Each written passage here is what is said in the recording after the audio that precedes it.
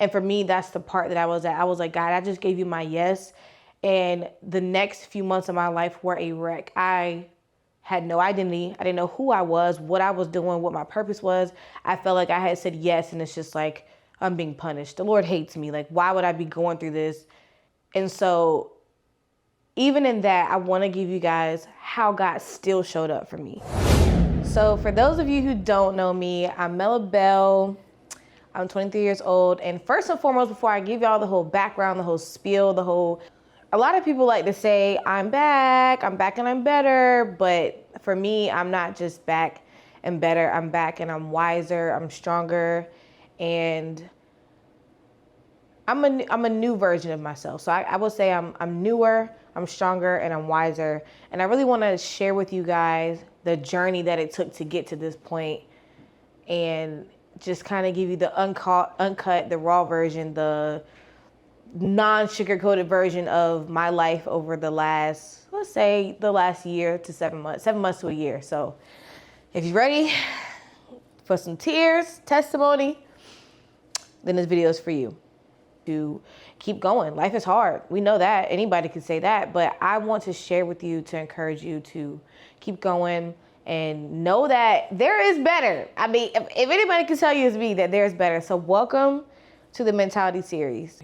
So I want to start off by talking about mountains and valleys, because as we know, look, let me tell you something. First of all, this is a faith walk, okay? This is a Christian walk. This is a God walk. Let me just go ahead and put that out there in case you thought it was something else, because it's about to get rough. And anybody that's really truly walking with God knows it's not easy. Like, I think sometimes we say it, but we don't really give people the reason why. We don't give them the deep, dark parts of walking with God. And I say dark because sometimes that's how it feels. And for me, that's how it's felt. But before I get into the valley, I want to start with the mountain. I want to start with the top, the peak. I mean, for me, it was this time last year, September of last year, I was releasing my first book. I was happy. I was healed. I was feeling the best that I'd ever felt. I felt accomplished. I felt like, you know what? Like, I'm about to do something with myself. I'm about to be this woman that I've always wanted to be. And it was such a highlight. It was such an exciting place to be in, to self-publish my first book, to say, hey, I'm controlling my narrative. I'm controlling my story, and I'm getting ready to put that out there. And that's exactly what I did. So September of last year, I released my first book, How to Beat the Odds, Creating a Warrior Mindset. It's going to be in the bio. It'll be somewhere y'all can find it, but that's not the point of this video. So I released my first book in September. October was an amazing month following that. I was on the news.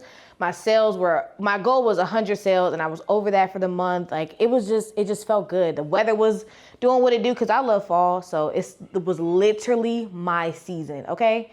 And being in the space of isolation during that time, like, I was just by myself. I was like, God, like, this is good. Like, I'm praying for my man. I was praying for my husband, y'all. I was praying for him, but I was in a space of intentional isolation. And intentional isolation is really, that shows strength when you're able to do that. Put yourself in a place of, okay, God, I need to be me and you right now. And that's what I'm going to do. So that's what I did. So September, I released a book. October, I'm like, wow, like, this is amazing. Like, all these sales, all these people. And it wasn't a money thing. It was an exposure thing. Sales means people are buying it. People are reading. And the feedback that I was starting to get from it was overwhelming me with joy, because it's like, it's hard to be transparent. It's hard to tell people the ugly parts of your life when they see you as such a beauty, right? And not just talking about physically, but your spirit, your soul. So to share those ugly parts, those human parts, those dark parts, it's not easy. So that was awesome. So then that was September, that was October. God was going 3 for 3, all right? Because November was like the icing on the cake for me. I was invited to go to this podcast, and that is where, for me, my life took a super drastic change. So let's talk about November, right? November of last year, it was such a beautiful time for me. That's just the honest short part of it. It was a beautiful time. And I was invited to be a part of this podcast, a local podcast, which they're amazing, by the way. I really like watching their content, and I was honored to be a part of it. So I went to this podcast. Y'all was cute that day. I had dyed my hair blonde. Like, my real hair was like this bright, it wasn't like a platinum blonde, it was like a honey blonde. I'm gonna have to insert a picture or something so y'all can see because it was cute. Right, so I had dyed my hair blonde. I released this book. Like, I mean, I'm just going for it. And then I get invited to this podcast. So I go into the podcast and I'm a guest up there. And the topic is me and one other girl and the two hosts. We're talking about like shooting your shot and the importance of, I think, but we was like self-care, mental health, something like that. But it was cool. So I get there. I take my brother with me because I'm glad I did, y'all. Because when I got there, it was a room full of dudes. I was like, what is this? What's going on? But so we went and I got to be a part of it. But even in the midst of that, that wasn't the highlight of that experience of that night. The highlight was the person that I met. Okay, the person that I met that night. That's what made it the highlight. So y'all ever seen the movies where you see somebody, like where they see somebody and it's like somebody they're interested in and everything starts to move in slow motion type of thing? Like, that's how it felt for me. When I like laid my eyes on him, I was like, this is a slow-mo moment. But I was keeping it G because, like, I was like, I had been in isolation for like 6 months. I was like, I'm not dating, I'm not doing nothing, whatever the case is. So I didn't know if I still had it. I didn't know if I still had my what do they say these days? I don't know if I still have my edge. I'll just say that. So I see him immediately. I'm looking at him. I'm like, yes, I'm interested. Like, he was fine, y'all, tall. He was a beautiful sight to see. Okay. So I'm here for the podcast and all and everything, but it's funny how the podcast was about shooting your shot. So I'm all like, yeah, whenever I see something, I go for it, whatever. But in all of that to say, I definitely shot my shot at him and swish all net because come on now. Who shoots their shot without the at least 95% chance of making it? So yeah, I had a little slick move, but I ended up getting his number and we were leaving out and I didn't get his number in a way of like, what's up? Like, call me. It was more so just like, oh, you like to do this? Oh, I like to do this too. I have a link to this website. Like, put your number in my phone. I'll send it to you. Right? So I did that, and that's how I ended up getting his number. We were all getting ready to leave. Me and my brother walking out. I was like, oh, he was cute. Like, he was cool. Like, he seemed like my type of person. For the season that I was entering and what I was wanting out of a relationship at that time, I was like, this is my type of person. Like, he is, wow. And just to more so highlight how I felt at that moment, I felt accomplished. I felt like I was on top of the world. I felt like, God, if this is you, like, bringing this in my life at this time, this is the perfect time because I'm exactly where I want to be in life. So we were leaving out. So my brother, I was like, he was fine. He was cute. I think he was, I don't know. I was feeling him kind of like, I was like in a conversation. We said we have a lot of common. He was like, yeah, he seemed like he was feeling you too or whatever. So, we getting ready to leave. He goes to his car. I'm getting ready to leave, but just something, and it might've been me, y'all, but something was just like, no, go talk to him. Like, just like make that connection. So I tell my brother, like, I need whatever. He gave me something, a business card to go and give him. So I go over to, mind you, windows blacked out. Here I go walking over with my blonde hair, my skirt on. I'm just like, I didn't tap on the window. I just walked up to him. He rolled the window down. I was like, hey, he told me to give you this card. And, so I'm going to spare out all the details because I'll be here talking forever. But I just wanted to highlight the beauty of meeting someone and feeling like, oh my gosh, like is this meant to be? Like, this is amazing. So whatever, we made the connection. We ended up going out on a date the next day, which would have been November 10th. And it was literally a date from a movie. Like, we might as well have been on Element or BET or BET Plus or whatever, because it was that special. It was so many moments where I'm like, God, like, the things that are being displayed are things that I specifically prayed for. Like, is this you? Are you telling me this is the one? Because that's where I was at in my life. I wanted it to be godly. I wanted it to be like, this is from God. Like, that's it. No more dating, no more trying to figure it out, no more, none of that. So, when we went out, I was like, this has to be, because this is just, everything is so perfect. It's just aligning. I was blown away. I was like, there's men that are this age that are, I'm saying, wholesome like this. Like, this is crazy. And we spent all night together. We went out to eat. We walked all around Norfolk. We sat and talked. Then we sat in the parking garage in his car and talked. And then, we went our separate ways. But it was just beautiful. Like, I cannot tell the story without smiling or without just, showing my expression, because taking back to that night, it was perfect. And then the next day, we pretty much was inseparable since then, right? So that was that. So then following even just that, I had made a transition. That was November, December. Well, in the November, December, I had made a transition from my old job to a new job. And I was actually working at a church. And I was like, when does it get better than this? Like, I had went to a Bible study and I had introduced myself to the person that was there, and gave them a copy of my book, and we kind of made a connection. I was like, hey, I just left my job today to pursue what my purpose, and boom. So let's just backtrack, right? Because I've said a lot. We're talking about book release. The press after that was amazing for the book. I meet this guy that I'm like, this is my man, this is my husband, can't tell me otherwise. And I just get a new job that was, at the time, like, this is perfect. I'm working in ministry, but it's also business because I like to be in charge of stuff, but I like it to be connected to my purpose. So I was literally just on top of the world. Like, I mean, it was beautiful. It was literally beautiful. Like December, January, February. Birthday was in March, one of my first like real birthday trip, and it was amazing, right? So that's the mountain. But who would I be if I didn't tell y'all about the valley, about how being at the top of that mountain means eventually you have to come down. And my descend was dark. So of course there's no mountain without the valley. You got your peak, your top, and you got the bottom part. So I want to take you guys through my valley season, right? We just had like it was good, it was whatever. But this is the part where it gets real, right? It got real for me. And it was like, oh, okay, of course God. We know God is good when it's good, right? But what about when it's not so good?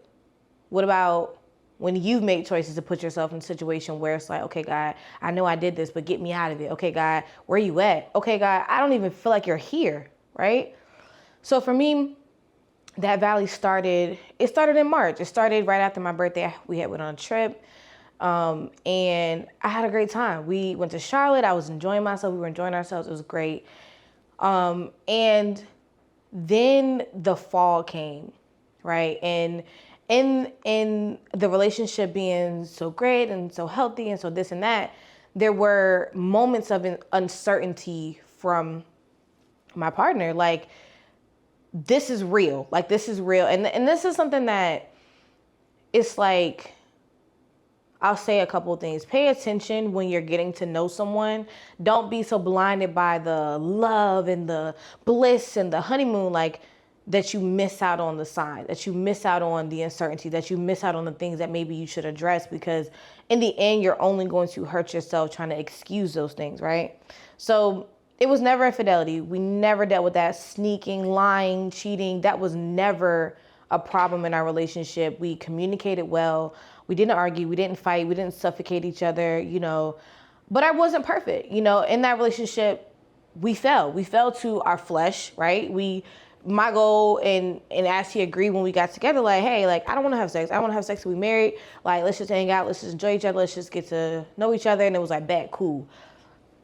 But y'all, I'm telling y'all, he was fine. Okay, it was hard. And I'm saying this to say, because this is me being honest. Like, this might not be for you, but it's gonna be for my homegirl, my other homeboy that's gonna watch it, and my sisters and brothers that's gonna watch it and understand. Yeah, it's hard when you're dating and you're young, and then you're a Christian, you're walking with God.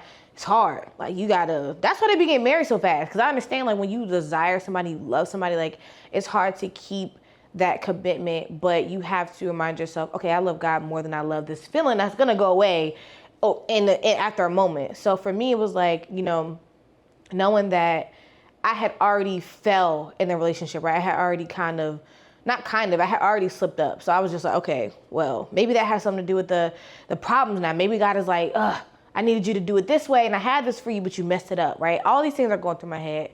So March, we get home from our trip, and it just seemed like there was just a shift, right? One that I didn't see coming, one that I didn't understand, because it felt like we were good. We were not. I guess, not gonna say we were not, but we came to a place of being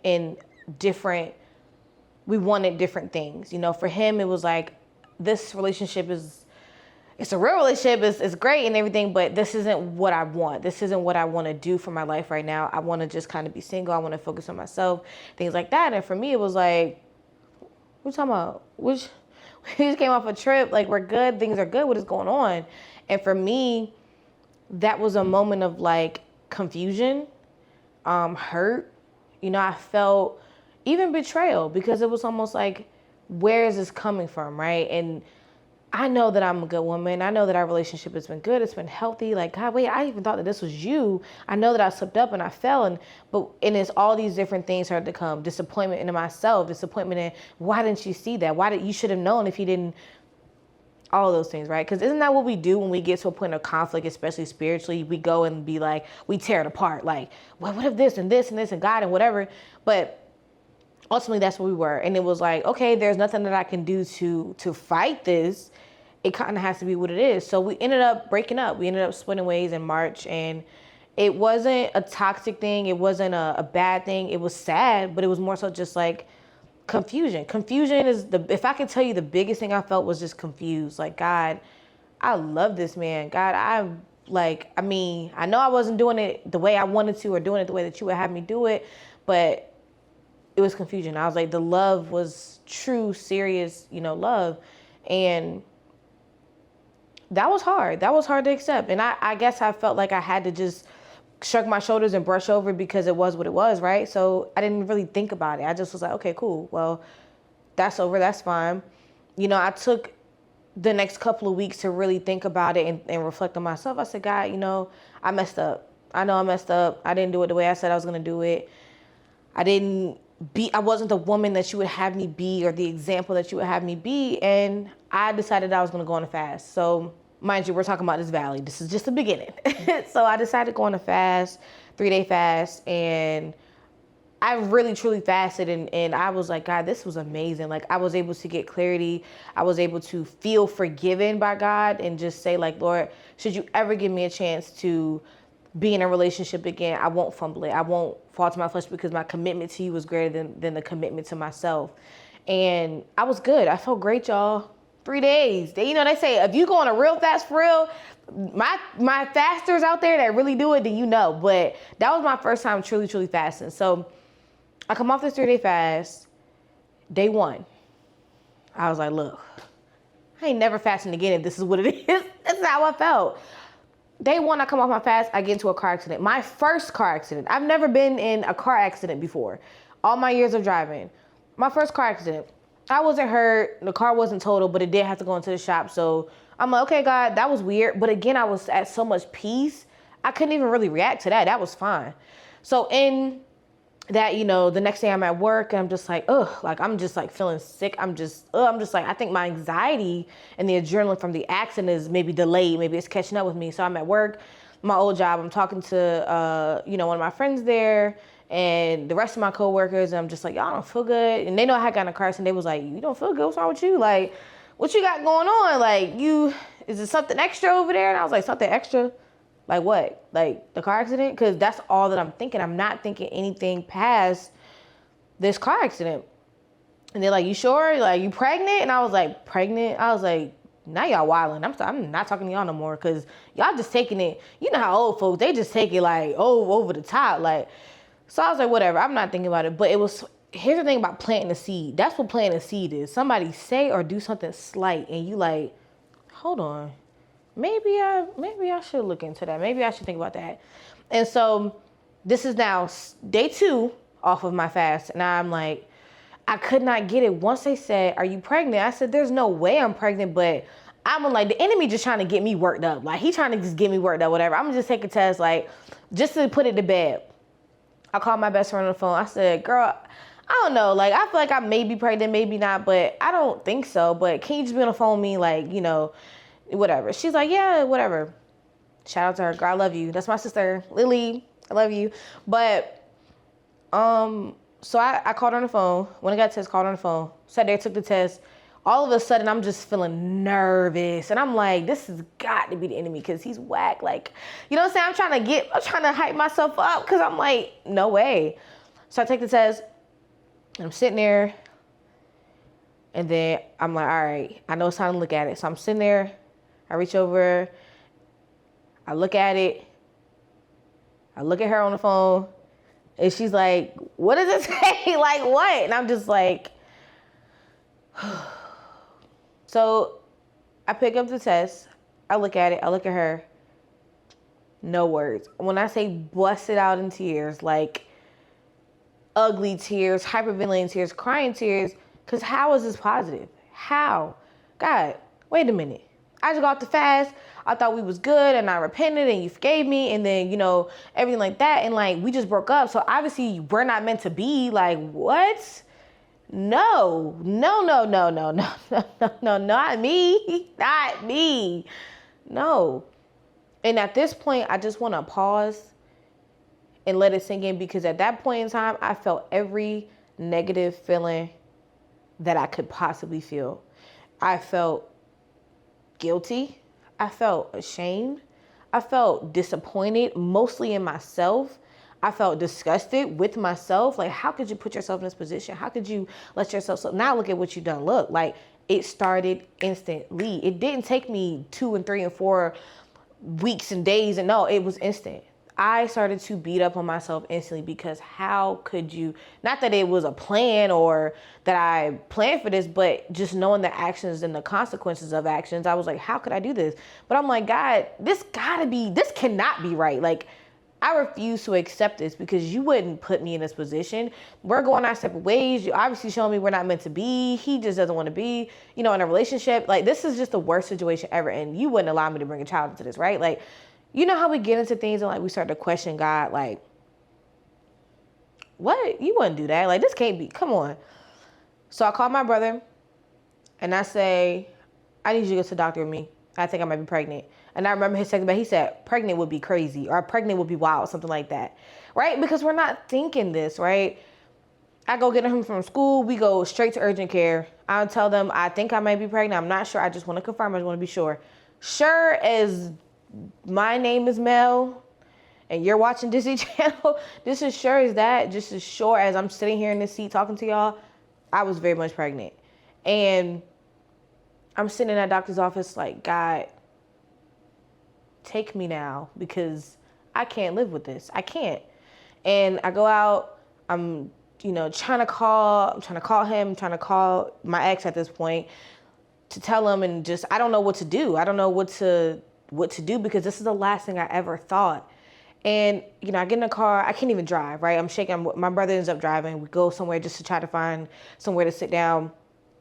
But I am so built up with anger and anxiety, and it's just, I'm just sitting in the car like, oh my God, how could you be so dumb? Just da-da-da-da. And we end up pulling over under this bridge, and I'm just under this, it wasn't a bridge, it was like a underpass. And I get out the car, he's like, if you need to scream. Like, I know this is a lie. Like, I'm crying, I'm just upset. Like, he's hugging me. And it's just a moment that for me was just like, I cannot believe that this is my life, right?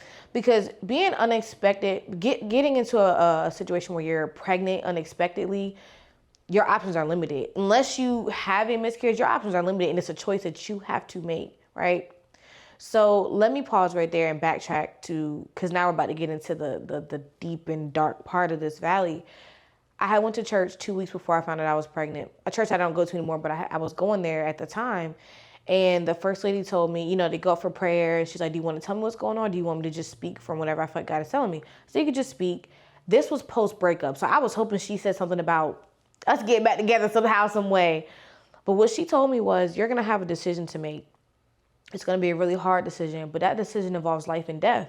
And if you choose wrong, it's going to be death for you, actual death for you. But God said it's going to be hard, but he is going to be with you, and it's not going to be as hard as you think. Her exact words, y'all. This was 2 weeks prior. Now let's fast forward back to me being in this moment. I was not thinking about what she said. So, days, some time goes by. I finally get a hold of him, whatever. We meet up. Of course, I tell him the news, and he's like, what? And I'm like, what? And we're like, what? And it was an emotional situation. It was a situation where we have opposing views. We're just like, we're not there, right? You here, I'm here, you there, whatever. And we could not come to any type of common ground. But this is the first day, time. I'm in shock, you're in shock. So it wasn't anything that was unexpected. It wasn't anything that was like, okay, what do you expect? What do you expect me to say? How do you expect me to feel? And for me, it was like, okay, so the next part of it is what really got me. Was the days that followed, the weeks that followed, not that I need to tell y'all every single day, but just giving y'all the overview of I just came off of the highest mountain I'd been on, and now I'm slowly well, to me it felt like I was tumbling down, but it was dark, it was lonely because this pregnancy I didn't feel like it was a blessing. Everybody says, oh, kids are blessings from the Lord. I was like, look, Lord. And I don't know if you've ever been in a situation where you try to bargain bad with worse or worse with bad, depending on where you are. For me, that's where I was at. I was literally, y'all, in the first few weeks, I'm like, God, like, if you want to take it back, you can. I'm literally praying because once it had came to my remembrance about the word that, that first lady had given me, I was like, I cannot choose the alternative to not having this baby. I can't. All of the situation, all of my circumstances say, do not have this baby. Why would you do that? And for me, it was like, hey, that's logical, but it was a God thing. It was a spiritual thing. And it's like, only I understood that, but that is a lonely thing when you know it's a spiritual thing and nobody else gets it, because it's like, why? Like, why would you? He don't want to have it. He don't want, just, that's it. So for me, it was like, okay, God, I'm choosing you. I'm giving you my yes, and I'm choosing you. And something has to show for that. But it's crazy. You would think that it gets better. It's almost like that part. It's in Exodus where Moses went to Pharaoh. He did what he was supposed to say, what he was supposed to say, and things for the people got worse. He went to God and was like, hey, yo, I did what you told me to do. So how you did not deliver them, and it got worse for them. So you have to kind of explain to me what's going on. And for me, that's the part that I was at. I was like, God, I just gave you my yes. And the next few months of my life were a wreck. I had no identity. I didn't know who I was, what I was doing, what my purpose was. I felt like I had said yes, and it's just like, I'm being punished. The Lord hates me. Like, why would I be going through this? And so even in that, I want to give you guys how God still showed up for me. So it's like the part in Exodus where, Moses is like, all right, look, Lord, I gave my yes. And if you've read through the story, which we'll have to talk about that another day, but he constantly has conflict with God. God's telling him to do this, and he's like, Lord, I don't know. I can't speak. I'm not really the greatest. And God's like, I picked you, but all right, I'll send you some help, right? Right there. Even in the midst of a storm or in trouble, God still sends you help. He still shows up for you. He still sends confirmation and those signs that we obsess over so much. But it's like, for me, it was like, okay, God, I gave you my yes, right? This is me trying to be obedient in a situation where now I have to give you full control. You have to take full reins. And for me, it truly felt like it got worse, right? The fighting, the arguing, the disagreeing, me and him not being on the same page. And a lot of that stirred up my own personal, traumas and emotion, which is crazy when you've dealt with trauma, truly dealt with trauma. It's funny how, if for those of you that, I don't know if I said this in the beginning, but I work in the mental health field, and that's what I'm passionate about. And I'm deep in it, right? So my job, I'm actually a life coach for adults with mental health diagnosis, and I've experienced, my own mental health issues. So when you're deep in,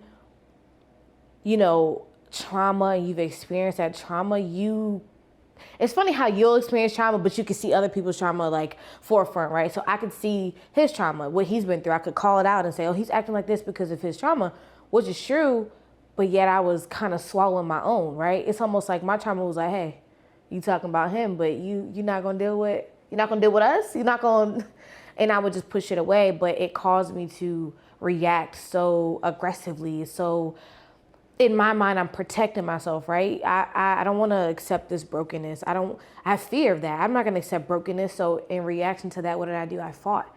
I'm fighting to protect myself. I'm fighting to protect my situation. I'm like fighting God. Like, God, you told me I can't make this decision. So I chose the only other yes that I could do. I gave you the yes, and I didn't want to. I did not want to. Like, let's make that clear, because obedience it can be a barrier or it can be a blessing. Right? So you giving God your yes can be the biggest blessing of your life, or it can be the biggest barrier of your life, refusing to give him your yes, right? So for me, I gave God my yes, right? And like I said, it all got worse, and it sent me into a state that I just did not want to be in. Like, I'm feeling, again, I lost my identity, right? And my identity is in Christ. I lost that. Like, and losing that is hard because then you feel empty. You feel like, let me not say that. I felt empty. I felt like I have nothing. God, I am nothing. You know, I'm at odds with this person. And that's another thing. Being at odds with someone that you love, that you truly, truly love, it hurts to the core. But even more than that, battling with yourself. And if you know of self versus self battle, then I'm definitely talking to you, because that's the hardest battle. You know, I spent months after giving God my yes doing the devil's job for him. I beat myself up. I talked negative to myself. I made myself feel my shame, right? Because I know that repentance, right? Bringing my sins, bringing my issues, bringing everything to God is how I get the peace and the love and the comfort. But I refuse to do that because I was in my head like, I don't deserve that. Like, this is just the worst. Like, how could I, right? I had done the enemy's job for him. And that's a lot of, like, I want you to kind of think about a situation that you've either recently been in or maybe that you're in. Are you doing the enemy's job for him? Are you beating yourself up? Are you being negative to yourself? Are you taking yourself outside of God's love? Right? Because we blame the enemy and give him all this authority and all this, like, oh, the enemy. We give him too much credit. Is it you? Are you beating yourself up? Because sometimes that's all he needs, to put a little bit of fear, a little bit of doubt, a little negative thought inside, and you take it and run with it. I know this because that's exactly what I did. But even in the midst, right, I'm like, God, look, this is the worst. I'm now pregnant. You know, I have people saying like, well, how are you going to be a role model if you're pregnant and you're supposed to stand for this and like you're not married? Like, it's just like, God, like, what's the purpose? What's my point now? And that's what I was feeling. What is the point, right? And if you've ever felt that way, you know, maybe being in purpose, maybe feeling like you're on the right track and you slip up, and it don't have to be a pregnancy. It could be anything. I don't even need to sit here and name a list of common things, but it can be whatever it is for you. It sucks. And you feel like, dang, maybe I'm not good enough, right? Maybe I'm too damaged. And for me, that's what it was. I felt damaged. I said, God, look, I have nothing. And I spent probably a good month or two just in that. I would barely pray. And then my prayers weren't even prayers. It was more like, thank you, Lord, for waking me up. Lord, guide me, lead me, help me, you know. But it was just something to get out. I had lost my voice. I had lost my authority. I had lost all the power that I know the Lord has given me.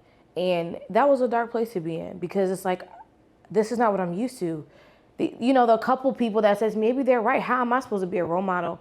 And then, you know, I'm going to tell you guys how, now I want to talk about the where I am now, allowing the Lord to bring me out of that valley, that pit, you know, that mud.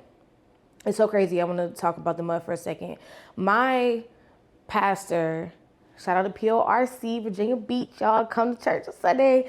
But shout out to my pastor, Pastor Maurice Yancey. He preached a sermon on, basically it was like, I'm not going anywhere, like bloom where you're planted. And he said that seeds need dirt to grow, right? You can put a seed, I can have a seed in my hand right now and pour water on it all day and hold it in the sun. It's not gonna grow. It needs that dirt to be planted in that dirt in order to establish roots, in order to grow, in order to poke up through the dirt and continue to bloom. I needed that dirt. I needed to go through that. And I want you to understand as well, you might feel a little dirty, might be a little mud.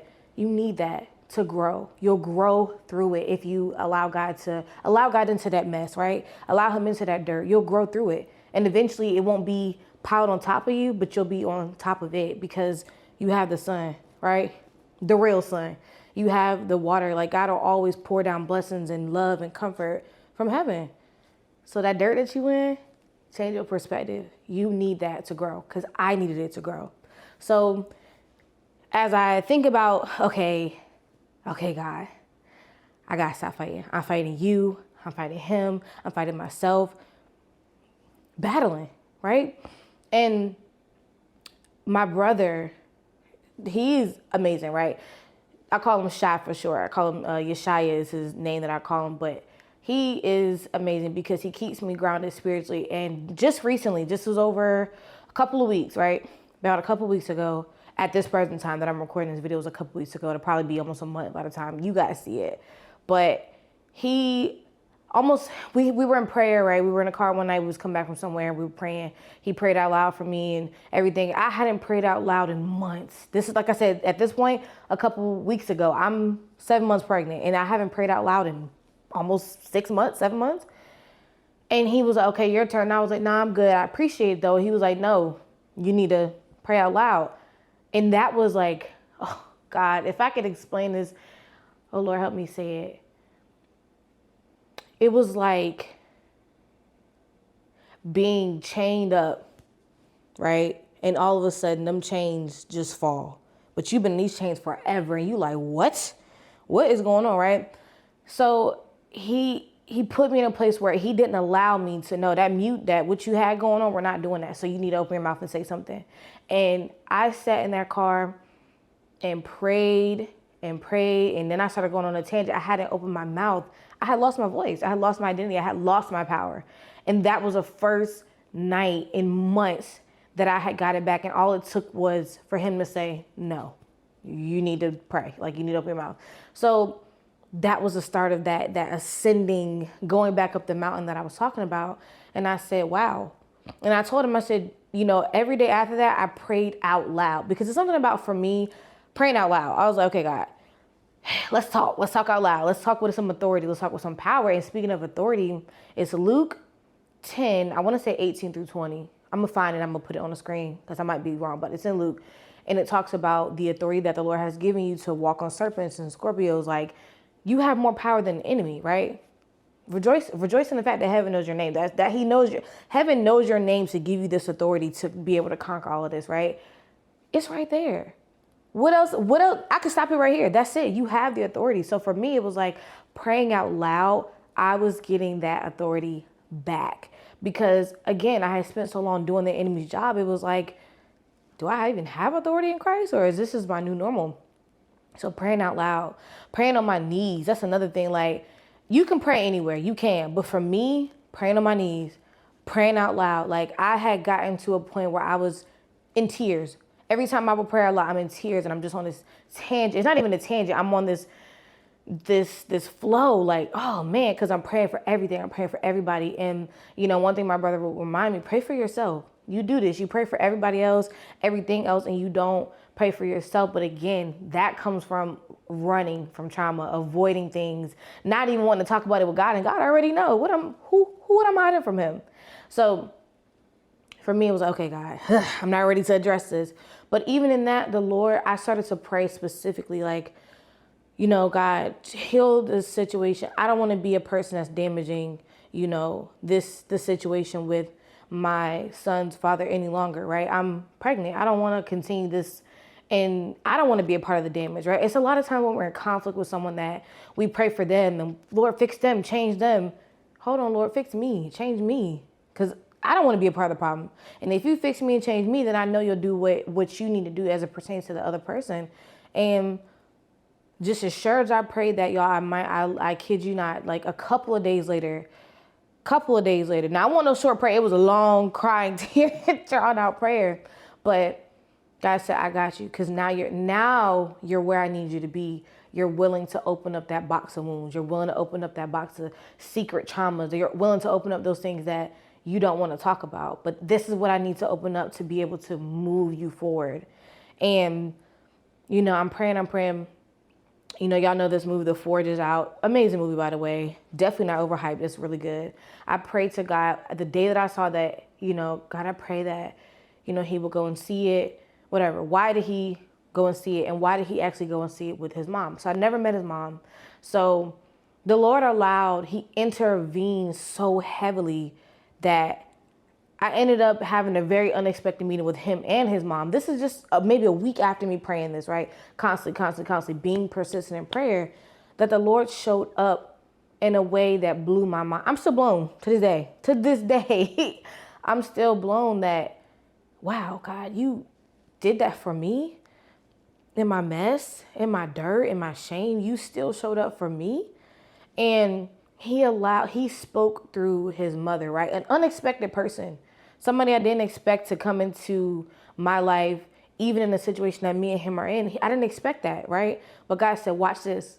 Don't underestimate what I can do. Don't deny what I can do, because I can do the craziest of things. And, he allowed an intervention to happen where she was the mouthpiece, and it broke me down, y'all. Like, I don't think crying is a weakness at all. But for me, I was like, you are in a closet, right, that I had locked down. I put chains on. Like, you are breaking me down in a way that I wasn't even ready for, right? I'm like, oh, she's here. This is cool. Mind you, she lives 12 hours away. So complete surprise, right? But I was like, she is breaking me down in a way that I wasn't ready for. And I was like, God, hold on. But it won't no hold on. He was like, no, I need you to grow. So we got to talk about this. We got to bring this out. And I had a moment with her. But I don't know if you guys have ever had an encounter with somebody where like God is in the room. Like, this person is physically here, but the hugs that she gave me felt like it was from the Lord. The things that we talk about, straight God. And I was just so thankful, like, and blown away. And I just felt blessed. I felt God literally say, come here, I got you. It's okay. That hurt. That sucked. It did. It was hard. We had to expose some stuff, but I'm still here, right? I got you. I'm here for your comfort, your peace. And I have felt the most peace in that day, in that one conversation, than I had in the last 7 months of me being pregnant.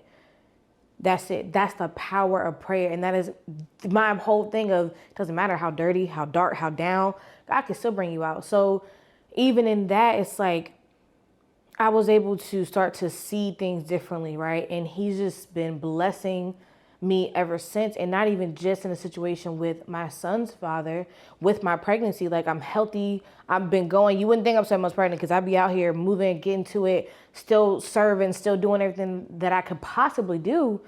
But he's graced me to get accepted into a university that, honestly, I prayed. I said, Lord, I'm trying to pursue this, but if it's you, I need this and this and this to happen. And why did he do exactly what I asked for? But he doubled it. Like, he did it in more than I could imagine. And now I'm a student at Liberty University online. Might be kind of crazy because I'm starting some college classes at 7 months pregnant, but that's just to say, who's going to stop you? If the Lord is for you, who's going to stop you? If he gives you the yes, you give him your yes. Who? So God has blessed me and graced me to come from, I have, I don't worry about money. Financially, I'm taken care of. And that's not to say I'm rich or I have money. That's just to say financially, I'm taken care of. God always makes a way. I'll pay something to be like, Lord Jesus, that was my last.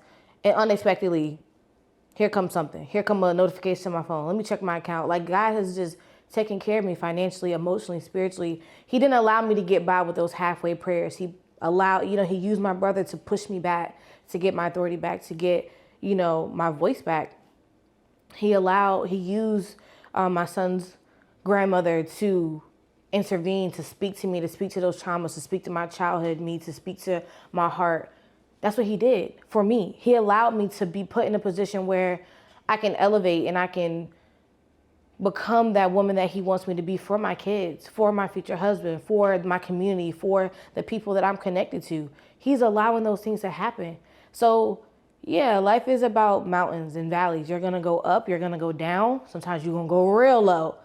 But I'm telling you, just keep your eyes on the Lord. Keep your eyes on God. And it sounds so like, it's godly talk. It's just, but it's real. Like, it's not just godly talk, it's life. Like, I could talk about this all day, but that's what's important to me. And I know that it works. And that's the plainest way that I can say it. As I kind of wrap this up, hopefully you guys got something from this, but there's a couple more things that I wanted to share with you. And the first one being, I'm not even sure I've been this, look, I might have already said this, but I wanted to highlight it in a way where I can now think about it. And I believe I did touch on it. I touched on the topic of my son's name.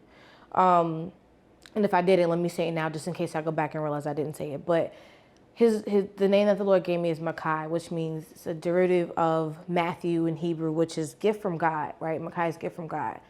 And like I said, being in the situation, being in the muck and the dirt, I didn't see, this is not a gift, Lord. This is a punishment. This is an inconvenience. Like, this is, like, what is this? But sometimes God will use those inconveniences as a door to create an unexpected experience, right?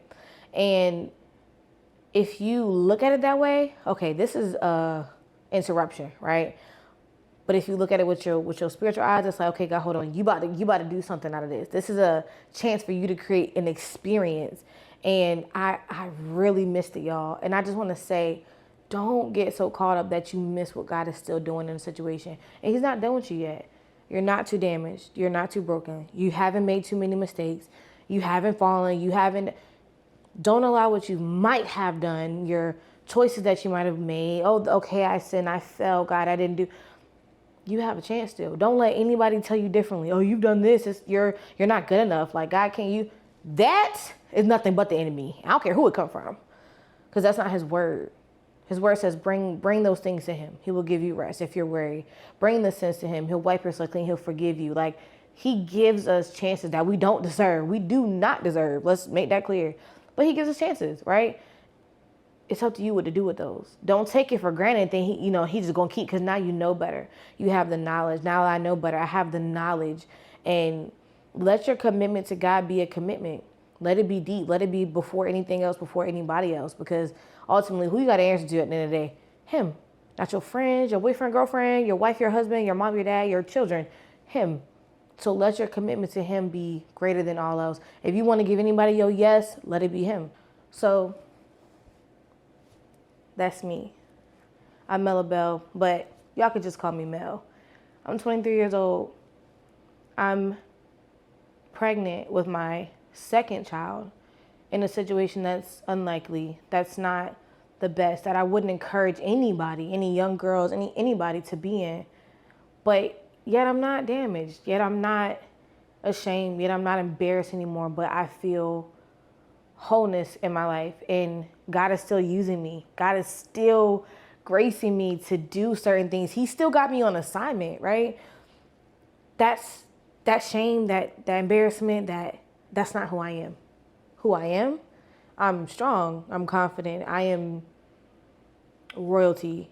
I am proud of myself for fighting through the mud, the battle, the shame, the hurt. I'm proud of myself for that. And going forward, using my experiences and my testimony to continue to push people, to motivate people, to say, I know you think it's bad, but it's going to get better. That's who I am. I am a life coach, a mental health skill building life coach for adults with mental health diagnosis. I'm a mom, a big mom, and